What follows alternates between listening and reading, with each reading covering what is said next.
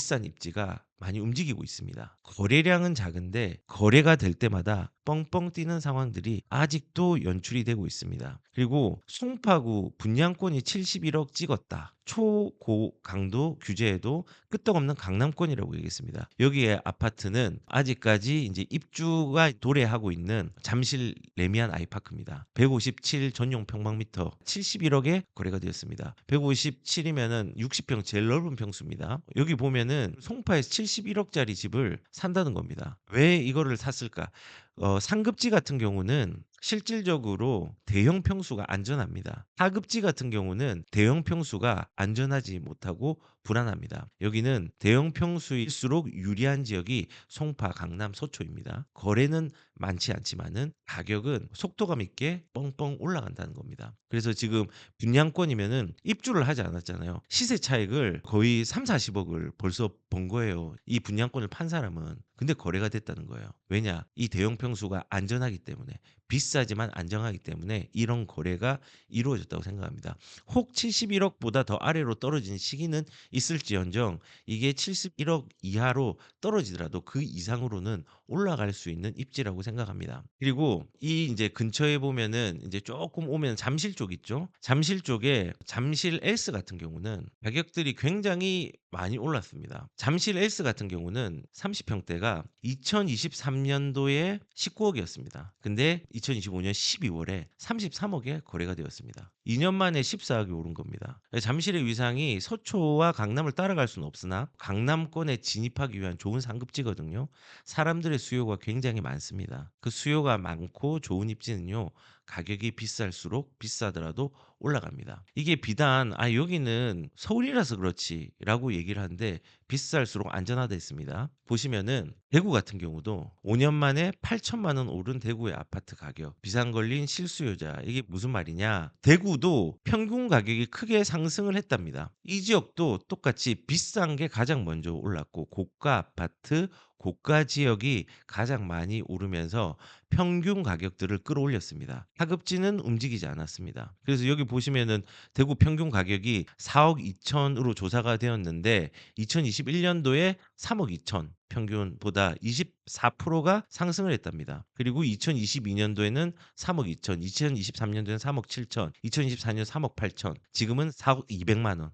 요렇게 꾸준히 올라갑니다. 근데 이거를 견인한 거는 다른 데 많이 움직이는 데는 특별히 많이는 없습니다. 그런데 지금 대구는 여기 보시면은 요 범어동 학원가 있는 데가 가장 가격들이 좋은 데잖아요. 요런 데들이 시세를 움직였습니다. 여기는 조금 덜하네요. 시세를 이렇게 움직였습니다. 그리고 범어역 주변에 보면은 W도 이제 좋은 아파트긴 하죠. 요것도 시세를 올리는데 견인을 했습니다. 그리고 여기뿐만 아니라 이 범어역하고 중구 쪽에도 시세를 또 올리는 아파트들이 있죠. 예, 청라언덕 여기 또 좋은 데거든요. 신축들이 많이 나왔거든요. 요런 데도 가격들이 올라감들이 이제 느껴지시죠. 이렇게 시세들을 이런 아파트들이 올렸습니다. 그래서 대구 같은 경우도 좋은 아파트, 좋은 가치에 있는 아파트들이 시세를 올려서 평균을 끌어올렸다는 겁니다. 비쌀수록 안전하기 때문에 비싼 거 먼저 움직이는 겁니다. 그리고 부산도 마찬가지입니다. 부산 아파트도 8주째 상승. 해운대, 대구, 약진, 해운대, 수영, 동래 요런 데가 이제 괜찮은 아파트들이 많이 있잖아요. 요런 아파트들이 지금 보시면은 0.03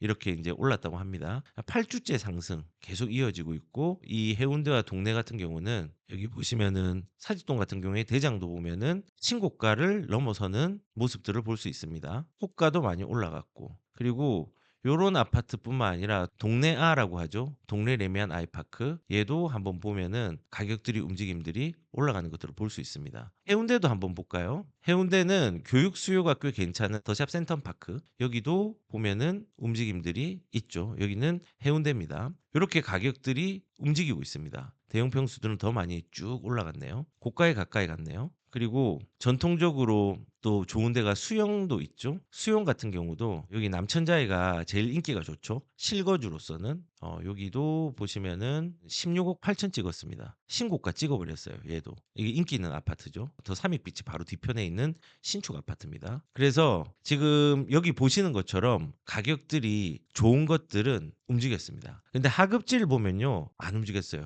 지역적으로 보면 동부권이 많이 움직임이 선도된 데가 보이고 하급지 같은 경우는 움직임들이 거의 없습니다. 그런데 부산 같은 경우는 지금 심각한 게 수요는 4년 만에 많은데 부산 전세가 굉장히 심각합니다. 전세 물량이 굉장히 빈약합니다. 전세값은 21개월째 상승 릴레이를 하는데 지금 현재 전세에 나온 물량이 2년 전에 32%밖에 되지 않는다고 합니다. 굉장히 심각한 거죠. 그래서 부산 같은 경우는 내년이 올라가는 타이밍이 맞습니다. 이제 풍선 효과가 본격적으로 발휘될 시점들이 내년이라고 생각하고 여기도 비싼 것, 비싼 게 안전하됐죠. 그거부터 먼저 움직일 가능성들이 매우 크다고 생각합니다. 그리고 비쌀수록 안전하됐잖아요. 그러면은 제가 인제 지금 지방의 대장들하고 송파구 얘기하고 강남 압구정 현대아파트 같은 경우는 말할 필요도 없이 압구정도 굉장히 많이요. 서초도 말할 것 없이 거래는 적으나 가격들은 급등을 많이 했습니다. 그러면은 이 강남권이 아닌 아파트들은 어떻게 되는가? 강남권이 아닌 아파트는 그냥 움직이지 않는 게 아니라 여기도 많이 움직이고 있습니다. 과거에 강남의 집값 가격으로 올라왔고 강남의 집값은 어나더 레벨로 올라갔습니다. 그리고 지금 강남보다 낮은 단계의 아이들이 실질적으로 예전의 강남 집값으로 올라왔습니다. 그래서 여기 보시면은 비강남 대장 아파트 대책 3번 해도 5억씩 뛰었다라고 얘기를 하는데 5억 이상 뛴 데도 꽤 있죠. 지금 보시면은 여기가 동작입니다. 동작에 30평대 25억짜리 아파트가 예전에 그러니까 기준을 어떻게 하면 6월 달 이번에 정권이 바뀐 이후에 요런 식으로 지금 한강변에 있는 아파트도 굉장히 많이 올랐죠. 여기 보시면은 지금 34억 6천에 거래된 것도 있죠. 10월 달에는. 호가는 더 올라가 있고요. 여기는 호가들이 조금 내려와 있는데 그래도 29억 30억입니다. 2023년도는 16억이었네요. 근데 6월 달 25억 정도를 했는데 이게 지금 30억이 넘는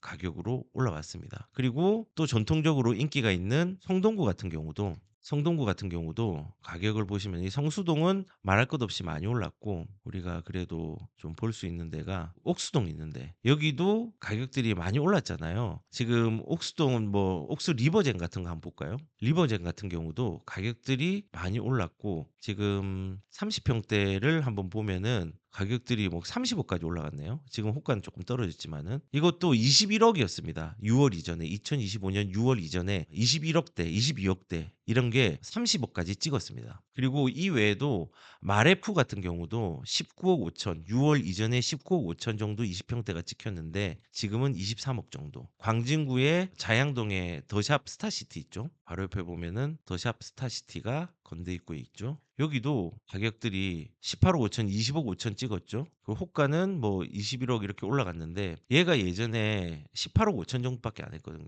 그리고 2023년도에 보면은 그쵸 14억 5천을 찍은 게 있는데 이건 좀 싸게 된 거고 15억 그리고 2025년도에 18억 5천 그쵸 이전에 18억대였는데 이렇게 올라갔습니다. 지금 이 강남권이 아닌 아파트들 한강변에 있는 아파트들은요. 지금 어떻게 진행되고 있느냐. 예전에 강남 가격대로 올라오고 있습니다. 20억, 이렇게 30억, 이렇게 하는 게 예전에 강남에서 이제 고가 아파트였는데 지금은 강남권이 아닌 아파트들이 그 가격으로 올라오고 있습니다. 굉장히 많이 올라온 거죠. 이거는 뭐냐면요. 규제가 가격을 잡을 수 있는 수단이 아니라는 반증이에요. 왜냐하면 지금 실질적으로 집을 굉장히 많이 잡기 위해서 정부의 정책들을 많이 썼지만은 그 정책들이 소용이 없었거든요. 타깃은 강남권이나 비싼 아파트인데 실질적으로 강남에 있는 사람들이 피해를 보는 것보다 대출이 필요한 사람들, 상대적으로 현금 흐름들이 좀 부족한 사람들이 굉장히 어려움을 겪고 있다는 겁니다. 아니 그러면 여기도 한강벨트니까는 좋은 데 아니냐라고 얘기를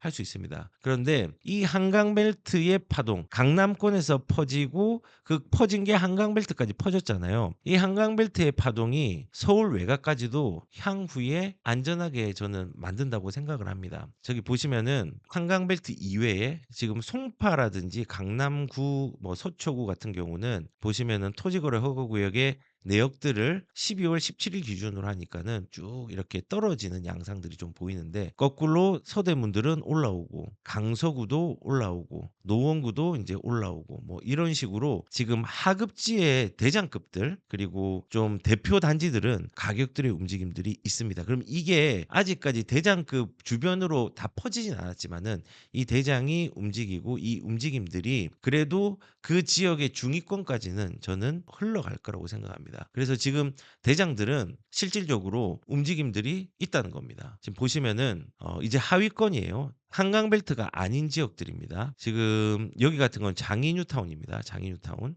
요거는 거래량이 많이 없고 거래 카운팅 한번 볼까요? 여기도 좀 움직임들이 있죠. 아직 이제 여기가 실질적으로 고점들을 찍지 못했지만은 이런 움직임들이 나고 있다는 겁니다. 장이 레디언트 같은 경우는 플로터 타입이 많아가지고 몇 개가 없는데, 분명한 거는 여기 보이지 않는 점들이 있습니다. 이런 것들이 지금 움직이면서 올라가고 있는 양상들이 보이고 있다는 겁니다. 보시면은 거래량은 지금 많이 없습니다. 왜냐면 아직 2년이 안 됐기 때문에 세금 문제 때문에 거래가 되는 게 쉽지가 않죠. 근데 실질적으로 대표 단지들은 움직이고 있다.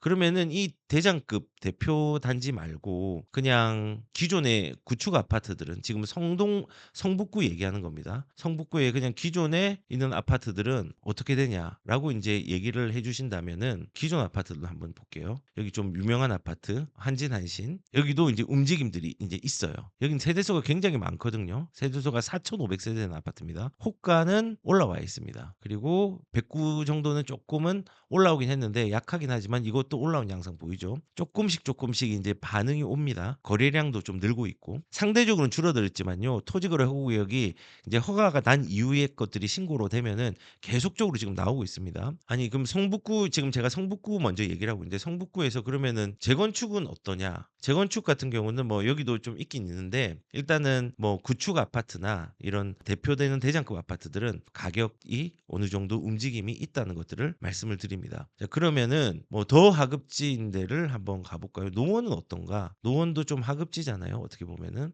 노원 같은 경우도 대장급은 신축도 있지만은 다른 이제 대표 단지는 중구 쪽에 이 은행 사거리 쪽 동북선 이제 개통되면 굉장히 좋아지겠죠. 여기는 학원가가 형성돼 있고 을지학군들이 굉장히 유명한 데입니다. 여기에 30평대를 보면은 청구 3차를 볼까요? 움직임들이 크게 있죠. 아직 신고가까지 가진 못했지만은 실질적으로 13억대를 찍고 호가도 이제 13억대로 이제 가고 있는 양상입니다. 여기도 움직임들이 있었습니다. 아, 그러면은 이 노원구에서 구축들은 어떤가를 이제 한번 보면은 중계 그림 볼까요? 조금 덜 움직였는데 뭐 일부 선호되는 단지들은 이렇게 움직임들이 일어나기 시작했습니다. 그러면은 아니 뭐 재건축은 어떠냐? 전부 다는 아니에요. 제가 이제 대표 단지들만 얘기를 하는 거지, 이런 흐름들이 조금 더 중간끝까지 퍼진다는 거예요. 여기 보면은 이 광운대 역세권의 월계의 재건축 물건을 볼게요. 재건축 물건들은 흐름과 움직임들이 여기도 이제 좀 좋아지기 시작했죠. 이렇게 한강벨트가 아닌 외곽까지도 움직임들이 있다는 겁니다. 그러면은 이제 중간 단계에 있는 아파트들도 한번 볼게요. 동대문도 이제 대장급 아파트를 보면은 동대문이 여기 있죠. 동대문은 크레스티도 유명하고 뭐 다른 아파트 볼까요? 레미안리브 한번 볼까요? 얘도 굉장히 많이 급격하게 올라가는 모습들 보이죠? 82 굉장히 많이 올라갑니다. 예, 여우도 굉장히 많이 올라가 있네요. 한강벨트가 아닙니다. 호가는 굉장히 많이 올라가 있어요. 내릴 생각이 없습니다, 사람들이. 아니 여기는 그래도 2600세대고 10년 정도 지난 그래도 사람들이 선호하는 아파트 아니냐? 그러면은 더 오래되고 더 입지가 안 좋은 데로 한번 가보겠습니다. 장안동 쪽으로. 장안동 같은 경우도 여기도 이제 장안동에서 조금 인기가 있는 아파트죠. 여기도 움직임이 있습니다. 동대문은 2003년식입니다. 10년 차 나는 겁니다. 여기도 2100세대인데 여기에도 움직임들을 볼 수가 있습니다. 뭐 소형평수뿐만 아니라 이런 움직임들이 있다는 걸 알 수 있습니다. 그러니까 서울은 어떤 기반들은 다 마련했어요. 그러면 또 다른 중하급지를 보여드리면은 강서구의 대장은 엠벨리죠. 엠벨리 7단지 한번 볼까요? 거래는 많지 않은데 올라가는 양상들이 조금 보이긴 시작합니다. 호가는 많이 올라가 있고, 그렇죠? 이렇게 되어 있습니다. 아, 그러면은 강서구의 기존 아파트 형식은 어떻나? 라고 이제 얘기를 한다면은 우장산 여기도 한번 볼게요. 올라가고 있죠. 10년이 훨씬 넘은 20년이 가까이 되는 아파트입니다. 요런 데들도 움직임들이 있습니다. 아니 그러면은 여기는 재건축 같은 경우는 없지만은 등촌동이 있죠. 등촌 부영이 리모델링을 하거든요. 얘는 조금 움직이지 아직까지 움직이진 않았어요. 그래서 지금 전부 다 움직이진 않았는데 추이상 움직임이 있으려고 하죠. 얘도. 근데 보시면은 퍼짐들이 다 다르지만요. 대장급들은 움직임들이 대부분 서울시 같은 경우는 움직임들이 크게 일어나고 있다라는 것들을 아셔야 됩니다. 그러면 요게 이제 그 지역에서 어디까지 펼쳐질지는 모르겠지만 하급지는 정말 안 좋고 역세권이 아니고 뭐 도봉구에 있는 쌍문동에 있는 저 끝자락까지 퍼지나 그렇지는 않습니다. 그래도 사람들이 조금은 교통적으로 편리하거나 가격적인 메리트가 있으면서 사람들이 갈 수 있는 지역들은 가격들은 조금씩 지금 움직임이 있다는 겁니다. 이거 내년에 서울시는 좀 크게 나타날 걸로 생각이 됩니다.